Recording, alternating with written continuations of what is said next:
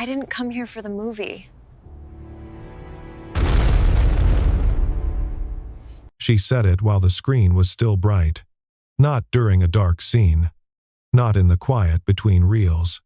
Not at any moment that would have made it feel scripted. The projector was throwing full light across the lot. Some action sequence with a lot of orange and noise. And she turned toward me in the passenger seat of her own car where I had been sitting for the past 40 minutes and said it without preamble. The way you say something you have been carrying since before you left the house. I didn't come here for the movie. I had a pencil in my hand. I carry one everywhere. A 4H drafting pencil. Hard lead. The kind that doesn't smear. The kind I've been using since graduate school for marking up site drawings in the field.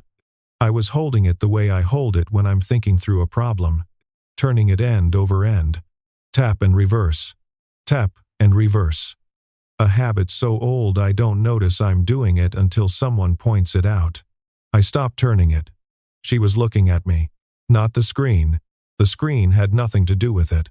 I had been reading the signs for 3 weeks and telling myself I was misreading them. And now here was Nadia Reyes, my neighbor of 7 months, sitting in the driver's seat of her Subaru in the lot of the Sunset Mesa Drive-In on a Wednesday night in late September, telling me in plain language what the signs had been saying all along. And the thing I felt most strongly in that moment, before anything else, before the relief or the wanting or any of the cleaner emotions, was the very specific embarrassment of a man who has spent his entire career learning to read what structures are telling him and had refused, for 3 weeks, to trust his own reading. Let me back up. My name is Owen Marsh. I'm 41 years old. I'm a historic preservation architect, which means I spend my professional life inside buildings that most people have stopped paying attention to, reading what they were before they became what they are now. Old courthouses with 4 layers of drop ceiling hiding the original coffered plasterwork. Banks converted to restaurants where, if you know where to look, you can still find the vault door frame behind the drywall. The ghost of the original intention pressed into the structure like a watermark. Mill buildings. Train depots. Elementary schools built in 1912 that have been added to and subdivided and repurposed so many times that the original architect's logic is buried under 80 years of other people's decisions. What I do, technically, is read buildings. I look at what's there now and I work backward through the modifications to find what was intended. What the original hand left in the bones of the structure before time and necessity and other people's ideas got layered over it. I read load-bearing walls for where the original openings were. I read roof lines for where additions were joined to original fabric. I read floor joists for evidence of uses that have been finished over. The building always tells you, if you know the vocabulary, if you've trained yourself to trust what the structure is saying rather than what the current surface suggests. I moved to Las Cruces, New Mexico, 2 years ago from Chicago, for a project that turned into a permanent position with a preservation nonprofit that works on adobe structures across the Southwest. I had been in Chicago for 9 years. And before that Boston, and before that school in Philadelphia, which is to say I had been living in the kind of city that makes density feel normal and open sky feel like an absence until I got to New Mexico and the sky stopped being an absence and started being the primary fact. My apartment in Las Cruces is on the ground floor of a converted Victorian on a street of old houses that the neighborhood has been fighting, with mixed success, to keep from being demolished and replaced with something more profitable. I moved in because of the building. I stay because of the street. There was a marriage. I should say that. Her name was Claire, and we were together for 11 years, married for 7 of them, and the end of it is not a dramatic story. Which is almost worse than if it were, because a dramatic story at least gives you something to hold on to when people ask. What happened was that we became people who loved each other and were not suited to each other, and took a very long time to accept that these 2 things could both be true simultaneously. Claire was generous about it. I was slower. She went back to Boston, where her family was, and I came to New Mexico, where I had a reason to be. and I spent the first year here doing the work of a person who has taken a loss and needs to learn the shape of his life without the thing that used to fill the center of it. By the time Nadia moved in next door, I had arrived at something like a reasonable equilibrium. I worked a lot, which was not new.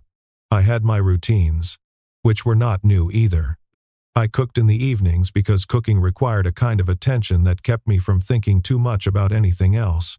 I walked in the mornings through the Bosque Trail along the Rio Grande, which was new and which had become necessary in the way that certain things become necessary once you find them. I was not unhappy. I was just someone who had learned to keep his life well managed.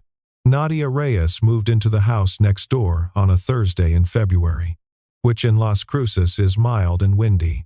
The kind of weather that makes you feel like the city is trying to tell you something about impermanence. I did not meet her on moving day. I met her 3 days later when she knocked on my door to ask if I knew where the water shutoff was for the property, because something under her kitchen sink had started expressing opinions about the plumbing. I found the shutoff in the alley and showed her where it was, and she said, "I owe you," in the matter-of-fact tone of someone who keeps accounts and intends to pay them, and I said it was nothing, and she said, "It's not nothing." I was about to call a plumber at 8 in the evening, which was fair. She was 37. She taught high school history, the kind of teacher, I gathered quickly, who makes students argue with each other about things that happened 400 years ago as if the outcome were still in question.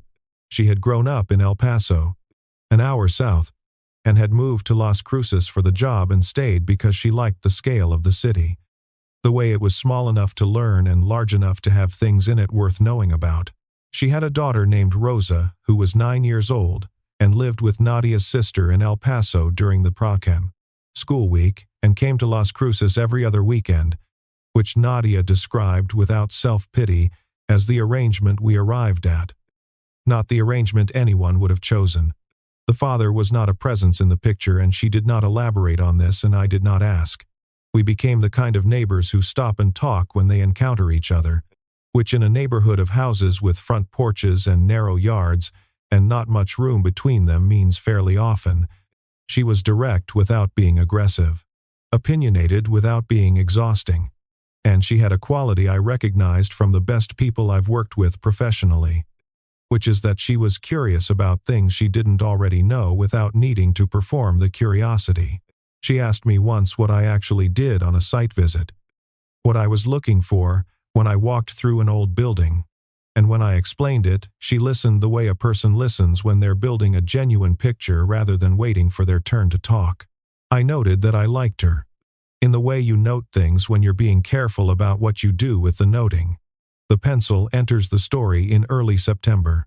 She had seen me mark up a site sketch at my kitchen table once, through the window that faces her side yard, and she knocked one evening and asked if she could have one of the pencils because she was trying to get her students to sketch primary sources as part of their analysis, and she had read that architects used a specific kind of pencil for observation drawing, harder lead, less forgiving, because the resistance of the medium made you slow down and look more carefully before you committed the line.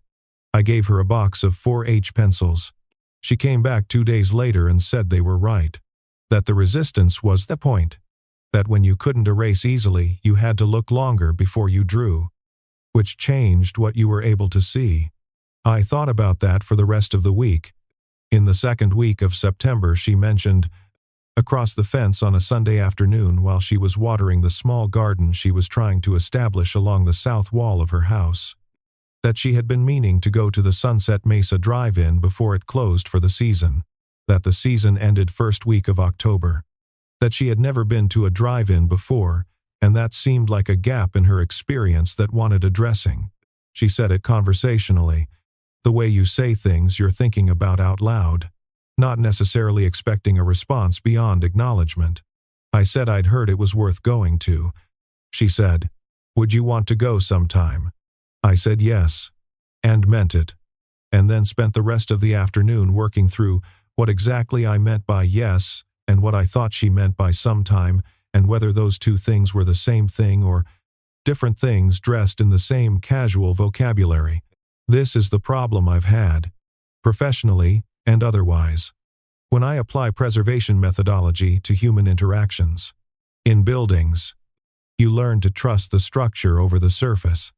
The surface can be anything, can have been painted and papered and drop-ceilinged into a form that has nothing to do with the original. But the structure doesn't lie. Load-bearing walls are load-bearing whether or not anyone has bothered to tell them to be. Joists span in the direction they span regardless of what the finished floor suggests. You trust the bones because the bones remember what they were built to do. With people, I have spent years arguing with myself about whether the same principle applies.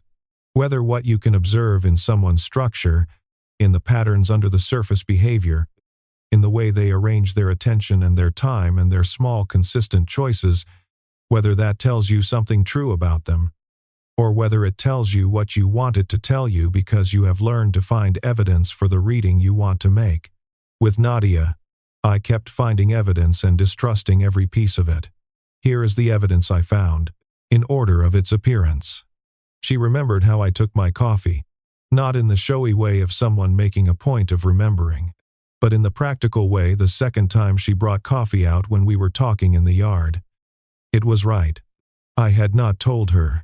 She had noted it the first time without advertising that she was noting it. She asked about my work specifically, not the general polite interest of a neighbor making conversation. She asked about particular projects, remembered details I had mentioned weeks earlier, and followed up. She asked once whether I had found what I was looking for in the Rio Mesilla courthouse renovation I'd been working on, because I'd mentioned 2 months earlier that the original courtroom ceiling was likely intact behind the suspended grid.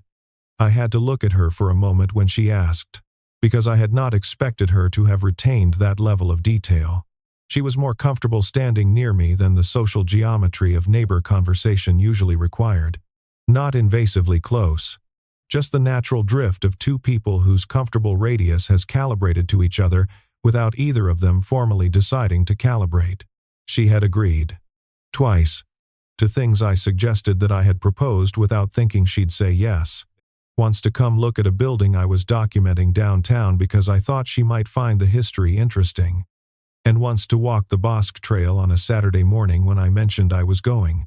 Each of these things, individually, I could explain as nothing. Friendly neighbor, socially skilled person, someone who is good at the texture of human interaction without those interactions necessarily meaning anything beyond their surface. The problem was the aggregate. In buildings, a single anomaly in the structure can be coincidence, settling, any number of things. But when anomalies accumulate, when the evidence keeps pointing in the same direction across different materials and different years of the structure's history, you stop calling it coincidence. You call it a pattern, and patterns in buildings tell you what the building was meant to be. I didn't trust myself enough to call it a pattern. Here is the specific reason I didn't trust myself. In the last year of my marriage, before Claire and I had named what was happening between us, I had read the situation as recoverable. I had looked at the structure of our life together and seen load-bearing walls where there were none. I thought the bones were sound when what I was reading was my own desire for them to be sound. When it finally ended, the thing I walked away with, beyond the grief, it was a serious question about my own ability to read what was actually in front of me versus what I wanted to find. The professional skill and the personal skill had always felt like the same skill. After Claire, I was not sure anymore. So I looked at the evidence with Nadia, and I told myself I was probably doing it again, making a reading that served my wants rather than reflecting the actual structure. I told myself she is a warm and engaged person. This is simply what warm and engaged people are like.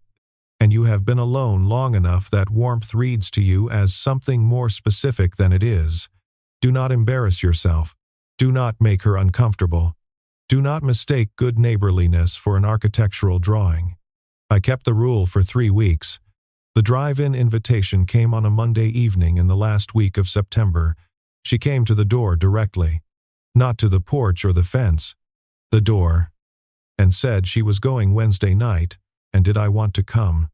because the last Wednesday of September was the last late-night showing of the season, and it seemed like the appropriate time to finally do it. She said it standing on my doorstep with her arms crossed in the way she crosses them when she's trying to be casual about something, which I had noticed was different from how she crosses them when she's actually casual, but which I was not, by the rules I had established. Allowed to interpret. I said yes. She said she'd drive, which I had not expected, and I said that was fine, and she said she'd pick me up at 8:30. I spent Wednesday doing survey work on a 1930 service station on the east side of town that was being considered for nomination to the National Register, measuring and photographing and sketching, making the record that preservation work requires. The careful notation of what is actually there so that future decisions can be made on the basis of something real rather than something remembered or assumed. It was the kind of work I find grounding, the work that requires you to be fully present to what is in front of you, to let the structure tell you what it is rather than bringing a thesis and looking for evidence to support it. I thought, while I was doing it, about Nadia. I thought about what I would see if I applied the same methodology, the same willingness to let the evidence speak rather than to pre-interpret it.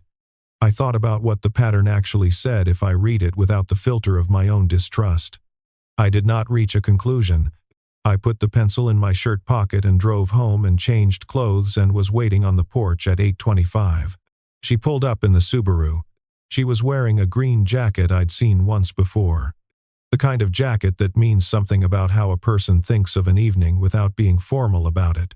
She had her hair back, which she does when she's comfortable, which I knew from months of being her neighbor, which I was not supposed to be treating as data. I got in the passenger side. She pulled away from the curb without ceremony. The particular ease of someone who has already done the thinking and is now simply in the execution of it. We talked on the way out. The usual easy conversation. About a city council vote she was following about a historic district boundary, because she knew I cared about it. And about a student of hers who had gotten interested in architectural history after their classroom visit to the building I'd shown her in September. The Sunset Mesa is about 12 miles outside of town on the high desert flats, and at night, what you see when you pull in is the screen first. Enormous and white and lit against the dark desert sky, and then below it the rows of parked cars, and then around it all, the specific wide black of a New Mexico night, with stars close enough that the depth of them is something you feel rather than just see. The air smells like creosote and October, which is a real smell, a specific compound of cooling rock and desert shrub, and the last heat leaving the ground. We pulled up to the ticket booth. I reached for my wallet. She was already passing money through the window, not in the hurried way of someone racing me to pay, not with any performance of it. She had her hand out before I had registered that we were at the window. A single motion. Money to the attendant. Change back. Window up. Car moving forward. She did not look at me while she did it. She did not look at me afterward either. She pulled into a spot in the center of the lot and parked and turned off the engine and found the station on the FM dial and said, "Good spot," about the location in the lot, and that was it. I sat with the pencil in my hand without knowing I'd taken it out of my pocket. Here is what the ticket means. In the vocabulary of the structure, the Sunset Mesa sells tickets by the vehicle. One ticket. One car. Two people implied. You do not buy a ticket for a car for a person you think of as simply a neighbor in the casual, unloaded sense of the word. You buy it without hesitation, before they can reach for their wallet, as if the paying of it were already decided. A thing already understood between you and yourself, even if not yet between you and them. I had been telling myself for 3 weeks that I was reading too much into the structure, but a load-bearing wall doesn't become decorative because you're afraid to trust that it's load-bearing.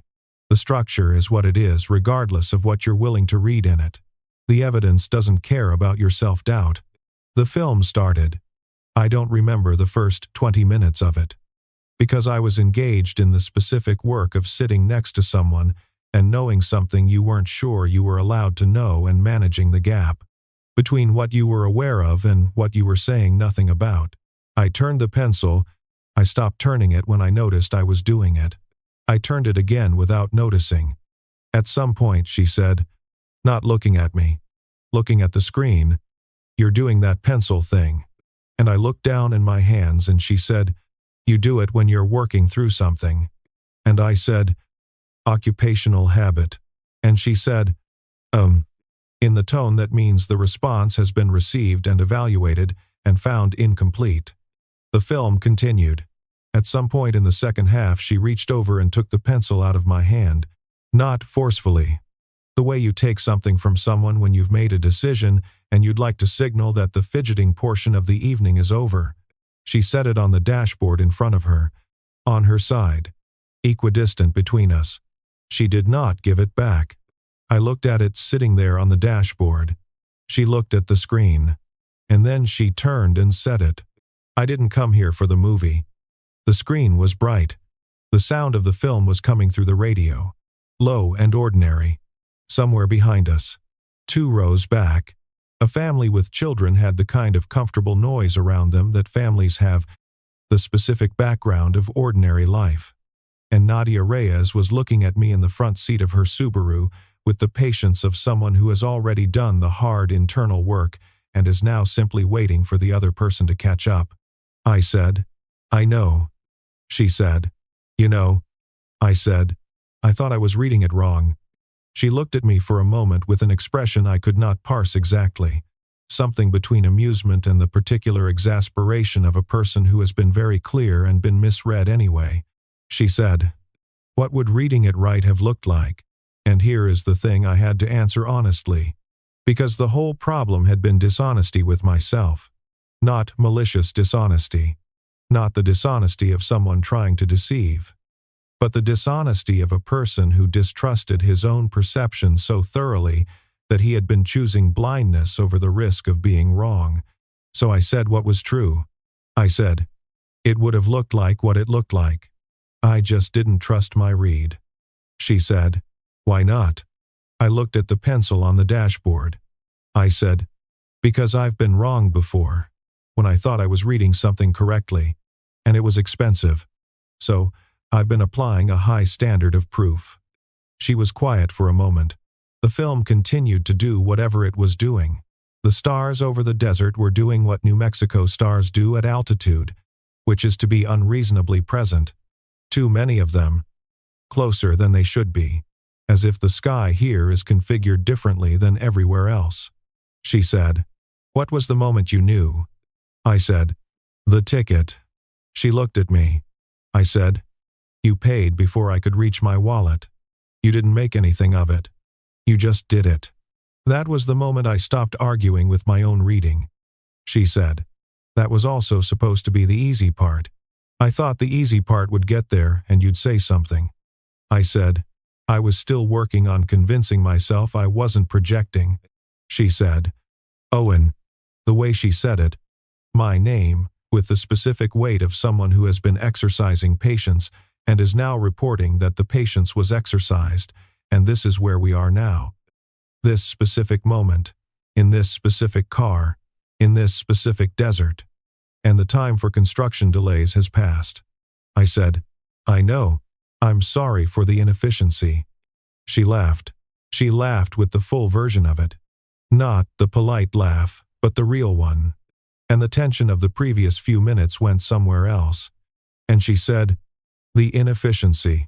That is a very you thing to say." And I said, "I document buildings for a living. I default to the vocabulary." And she said, "I know. I've noticed." And the fact of her having noticed, of her having paid that kind of attention over 7 months, settled into my chest with the specific gravity of something true.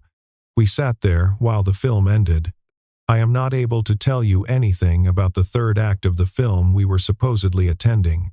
What I can tell you is that the air through the cracked window smelled like desert October, and the stars continued to be unreasonable, and the pencil sat on the dashboard between us.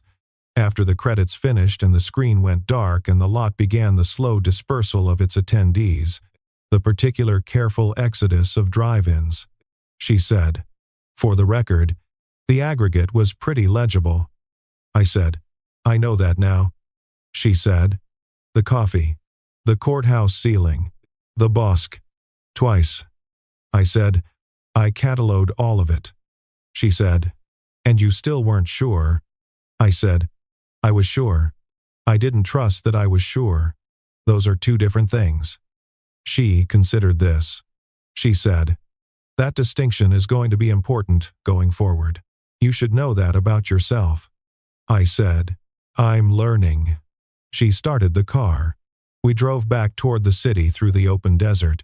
The lights of Las Cruces spread in the valley below us, and the dark mountains behind them, and the sky above doing its New Mexico thing.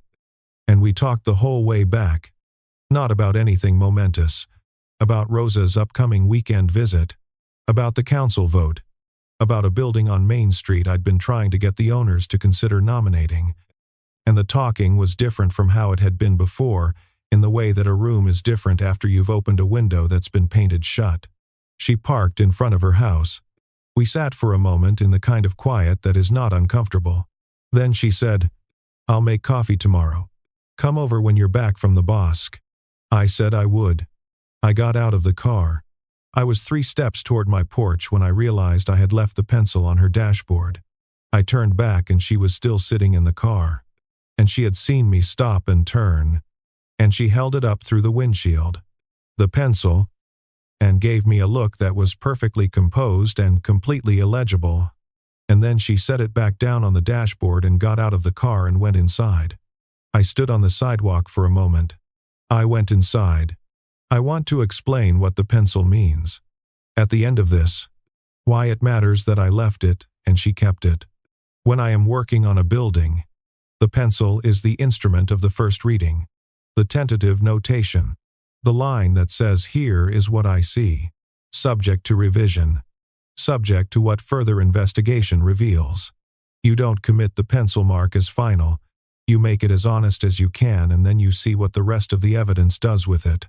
Good preservation work is not about being right from the first observation.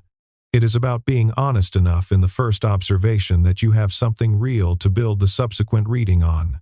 I had been so afraid of the first mark being wrong that I had been refusing to make it, which meant I had no first mark, which meant no subsequent reading, which meant I was standing in the building with all the evidence available and declining to read it on the grounds that I might misread it, which is not caution, which is just a more expensive form of not doing the work. Nadia kept the pencil. I took that as a sign that the first mark had been received and would be held somewhere. Not as a conclusion, not as a complete drawing, but as the beginning of a record that someone was willing to keep. That seemed like enough to start with. The next morning I came back from the bosque at 7:45 and knocked on her door at 8. She had coffee ready. She was wearing the kind of clothing that says the morning is comfortable, and Rosa's artwork was all over the refrigerator, and the house smelled like someone lived in it with intention. And she handed me a mug and said, "There's something I want your opinion on," and pointed to a crack in the wall near the front window. And I put down the mug and went to look at it and said immediately, "That's the original adobe showing through. The plaster has been separating." And she said, "Is that bad?" And I said, "It's interesting. It's the building telling you what's under the surface treatment." And she said, "How do you fix it?" And I said, "You don't fix it exactly. You stabilize it. You stop the further separation, and you let the original material show." She looked at the crack in the wall. She said, "That seems like the right approach to a lot of things." I picked up my coffee. She picked up hers. The Bosque light was coming through the kitchen window the way it does in October, low-angled and specific, and the pencil was on the counter between us where she'd set it. And outside the window, the old houses on the street were doing what old houses do when the light is right, holding the record of everything that had been done to them and by them and through them. The patient accumulation of a structure that knows its own history.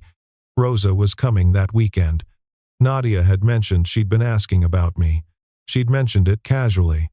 On the walk back from the Bosque the previous week.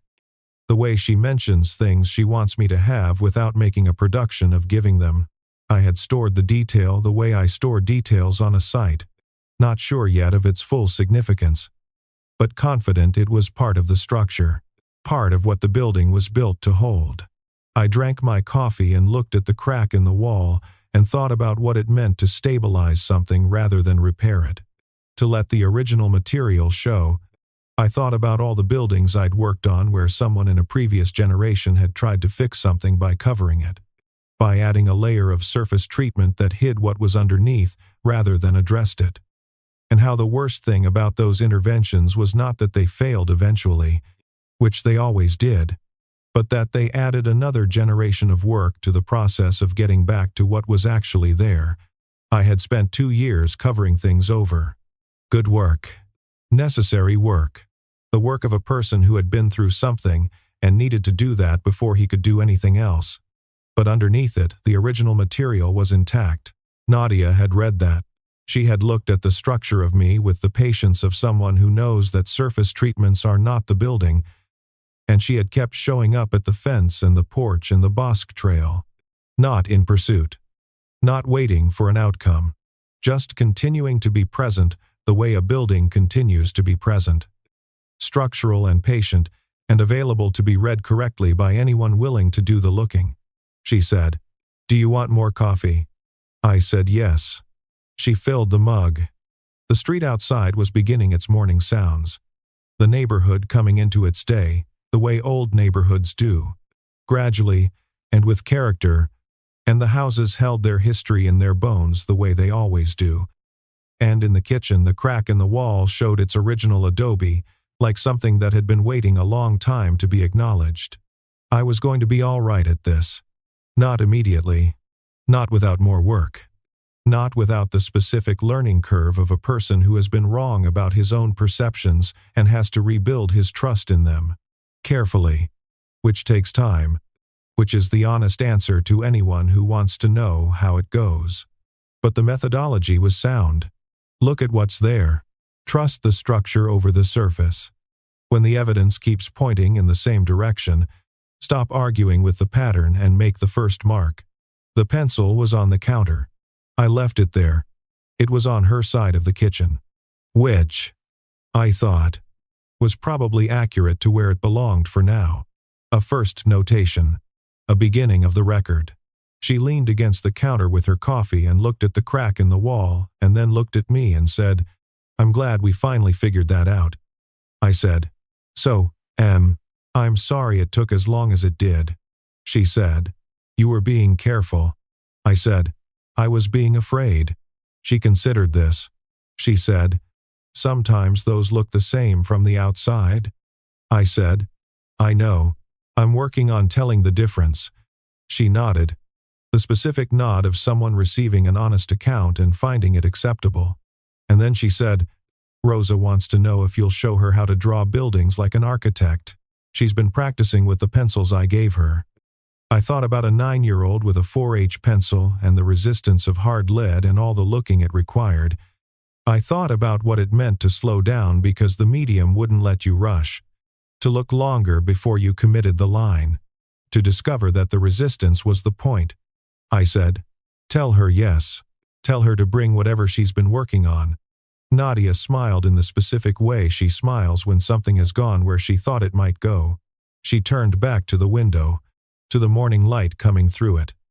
And I stood in the kitchen of the house next door, with the original adobe showing through the wall and the pencil on the counter and all of it.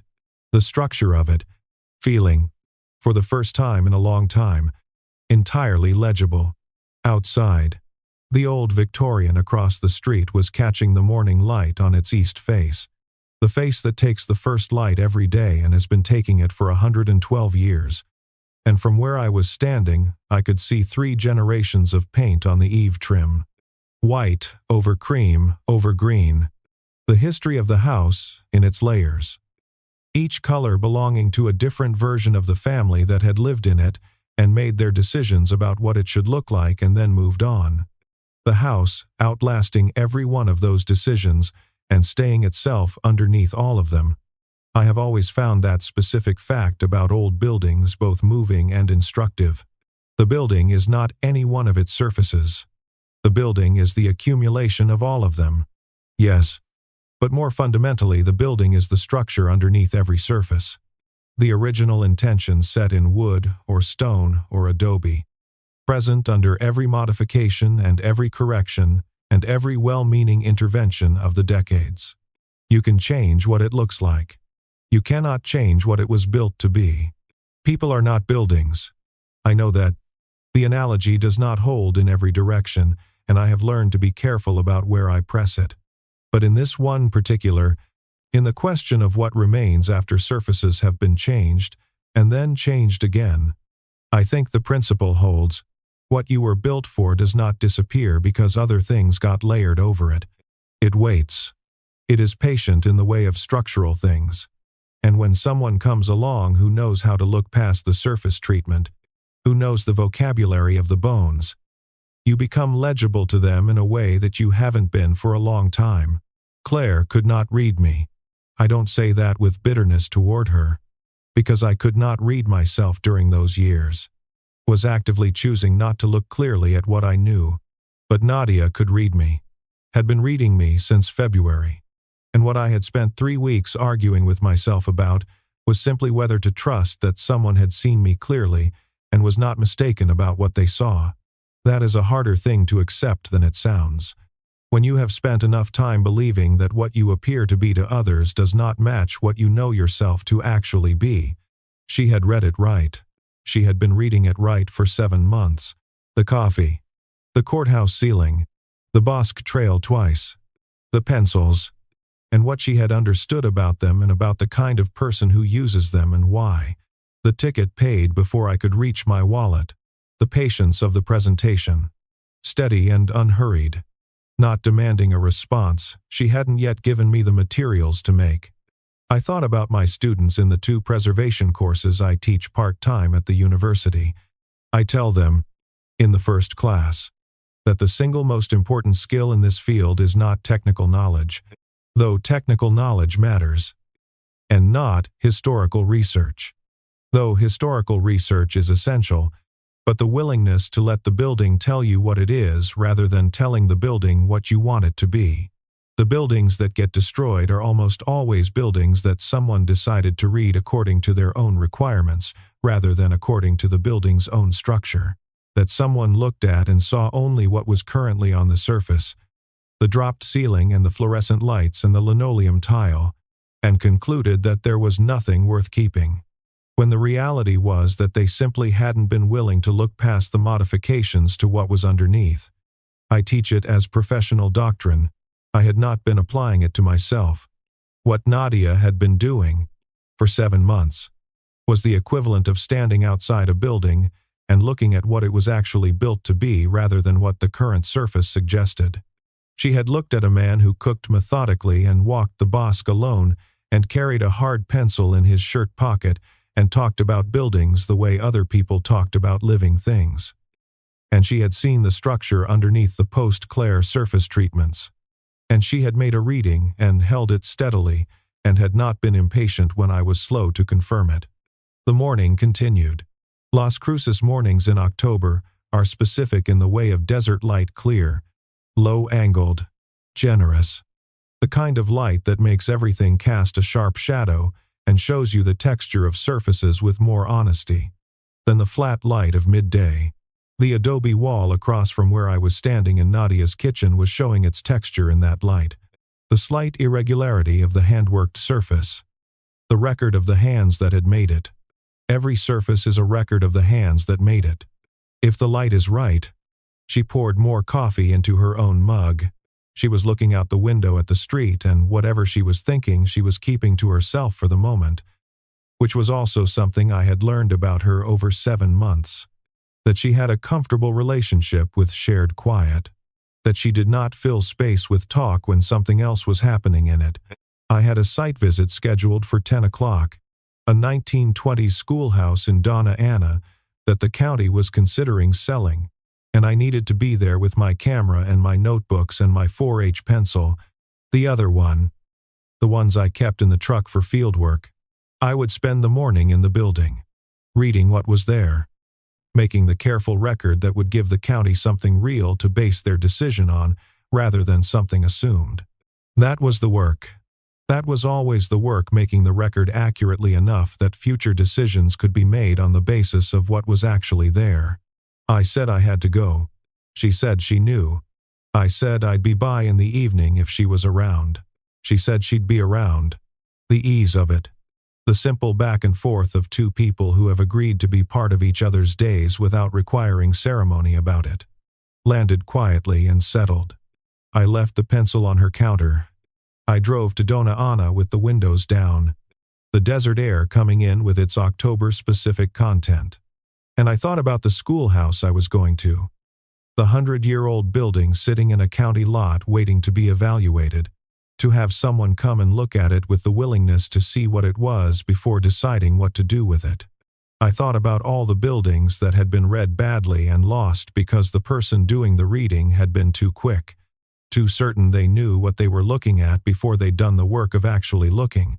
The schoolhouse, when I got there, was better than I expected. The exterior had been stuccoed over at some point, covering the original brick, and the windows had been replaced in the 70s with aluminum frames, and the interior had dropped ceilings and institutional flooring. All the modifications of a building that has had to keep being useful over decades without the resources to be kept beautifully, but the structure was sound. The bones were entirely there.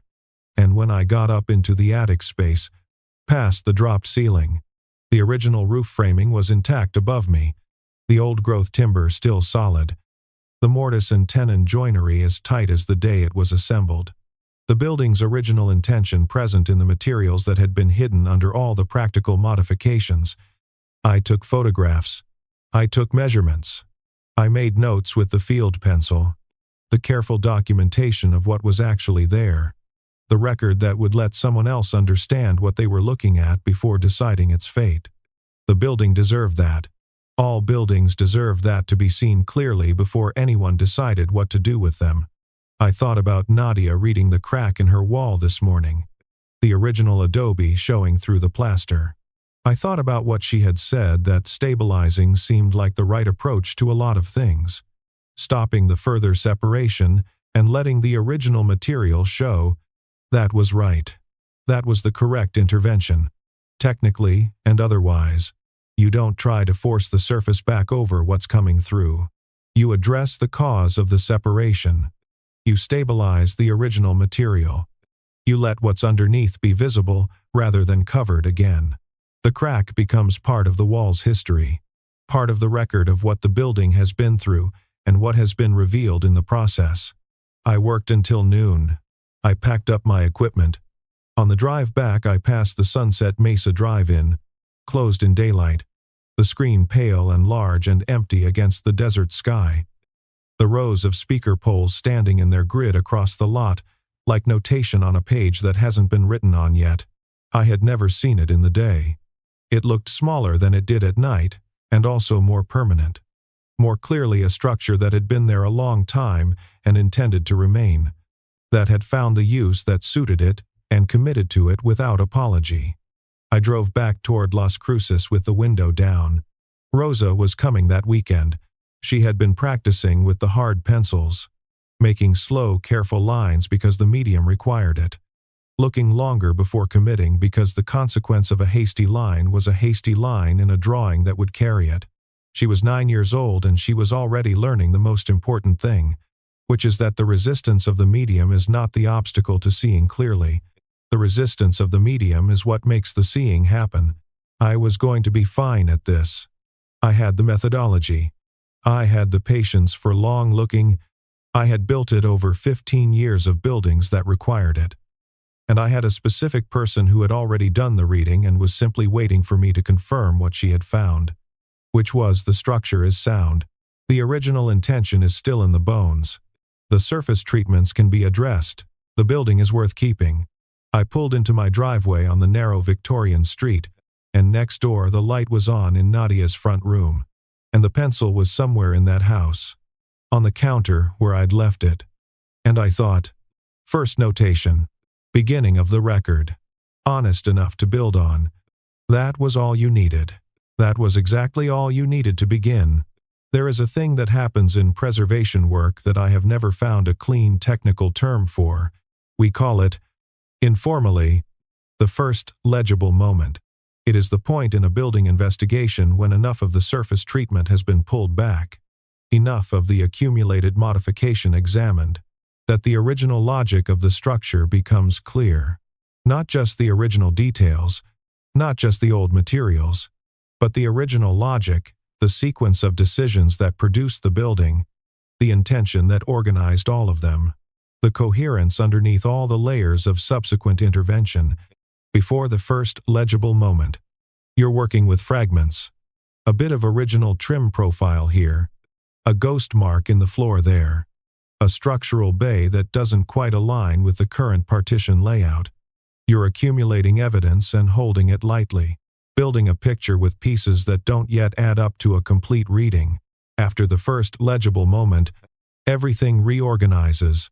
The fragments stop being fragments and start being parts of a coherent whole, and you can see not just what the building is, but why it is that way. What thought produced it? What hand understood it and put it there? I had spent 7 months accumulating fragments. The coffee, the courtroom ceiling, the Bosque Trail, the pencils and what she had understood about them.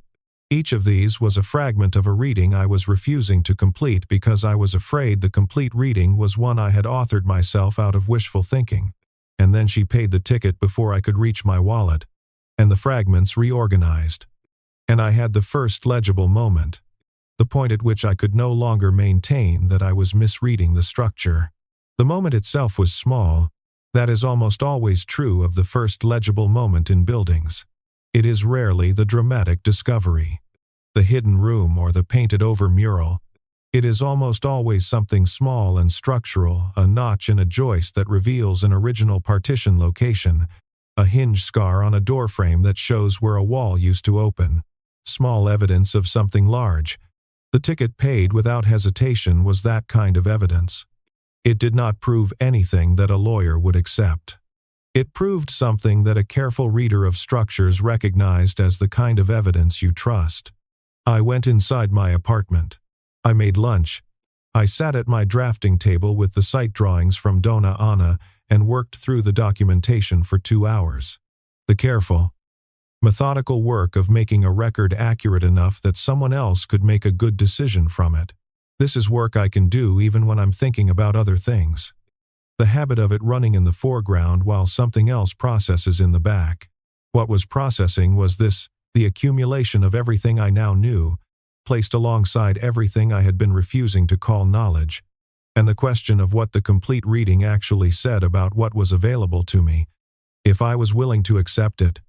The complete reading said here, is a woman who had been clear for months, who had paid deliberate attention to the specific details of how you moved through the world and had accommodated them without being asked, who had invited you to things in the way you invite someone when you mean the invitation to be more than it appears on the surface, who had named it, finally, in plain language, from the driver's seat of her own car, without pressure, without ultimatum, with the patience of someone who was confident enough in her own reading that she could wait for you to arrive at yours. And the reading said, you have been afraid of your own perception for 2 years.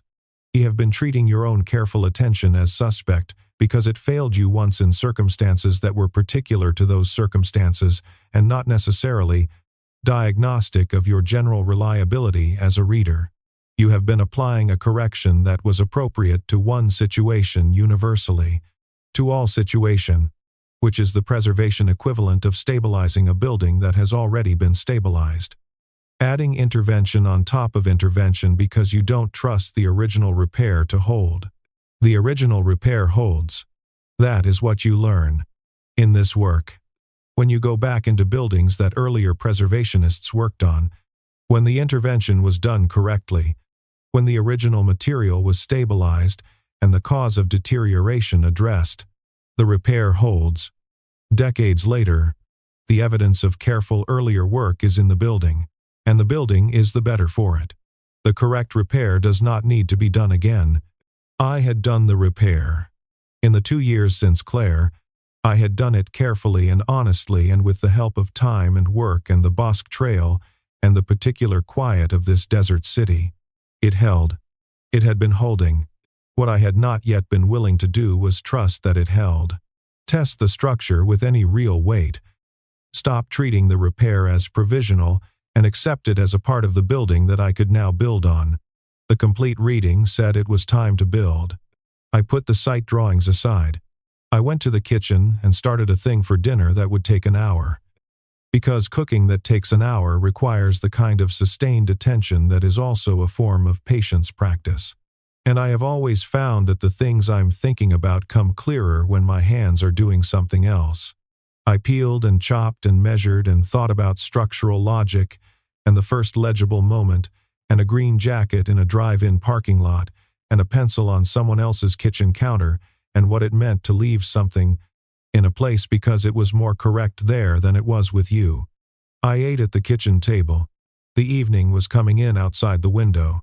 The desert light going gold and then orange, and then that specific dark blue that happens before it goes fully dark in New Mexico.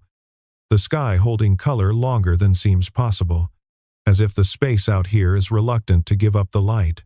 Through the window I could see the light in Nadia's front room. I washed up. I sat with a notebook for a while and made some sketches of the Dona Ana schoolhouse from memory. The structural bay configuration. The roof framing as it had appeared in the attic. The notes in graphic form of what I'd been reading all morning.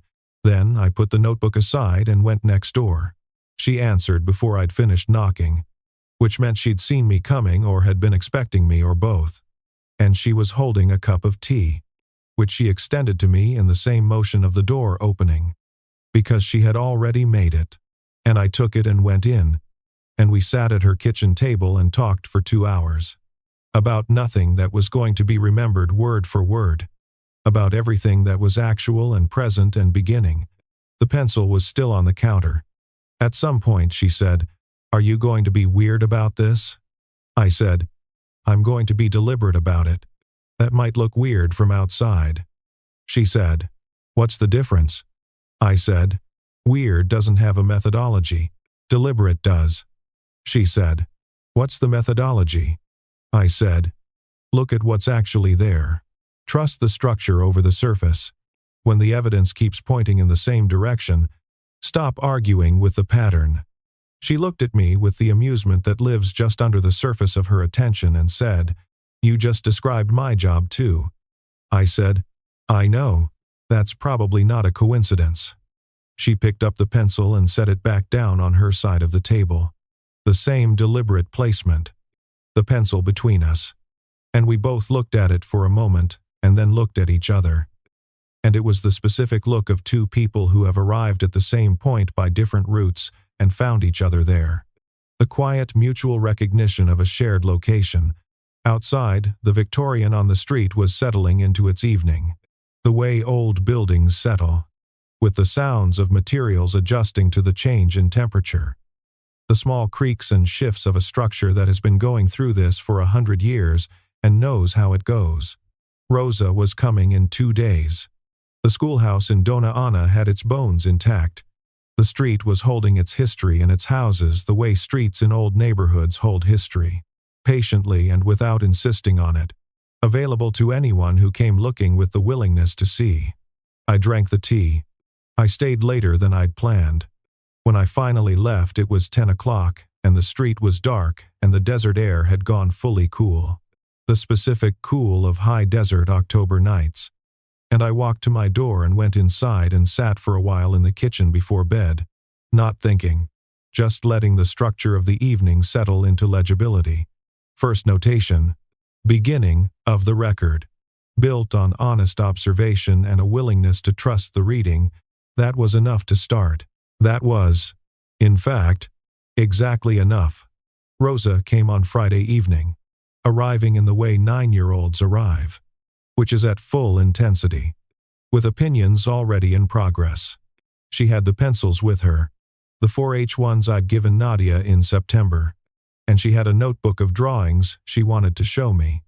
I sat on the porch steps of Nadia's house while she went through them page by page, building after building, all of them rendered with the specific deliberateness of someone who had learned that slow lines told more truth than fast ones. She had drawn the Victorian across the street 3 times, each drawing different at different times of day, the shadows changing the character of the facade in each version. She had drawn the old water tower at the end of the block. She had drawn Nadia's house from across the street, the facade with the slightly irregular window spacing that spoke of an addition made at some point in the building's history. I looked at the drawings carefully. They were not technically accomplished. They were patient. The line weight was consistent. The proportions were observed rather than assumed. And in each one she had found the thing that made the building specific to itself rather than just a generic shape. I said, "You're reading the buildings." She said, "I'm trying to find what makes each one be itself." I looked at Nadia, who was standing in the doorway with her arms crossed in the actually casual version, and she looked back at me with the expression of someone who is choosing not to say the thing she could say. I told Rosa her drawings were good. I told her she had already understood the most important thing. She asked what the most important thing was. I said it was the patience to keep looking until you see what's actually there instead of what you expect to be there. She considered this with the seriousness of a child who takes information seriously, and then she nodded and went back to her notebook and started a new drawing on the next clean page. The slow, careful first line of something that was going to take the rest of the evening.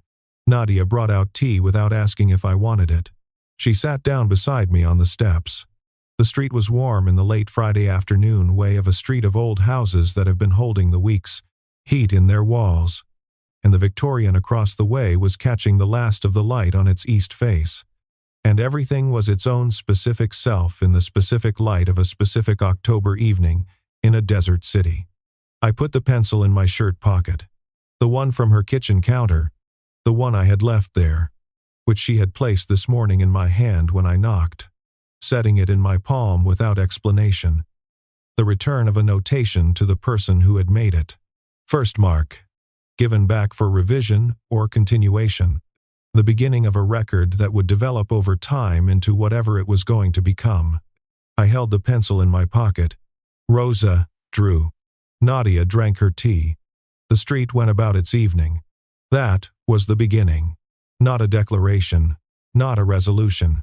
Just the first honest mark in a drawing that was going to take a long time to complete. Made with hard lead on good paper by a person who had finally agreed to trust his own reading enough to commit the line.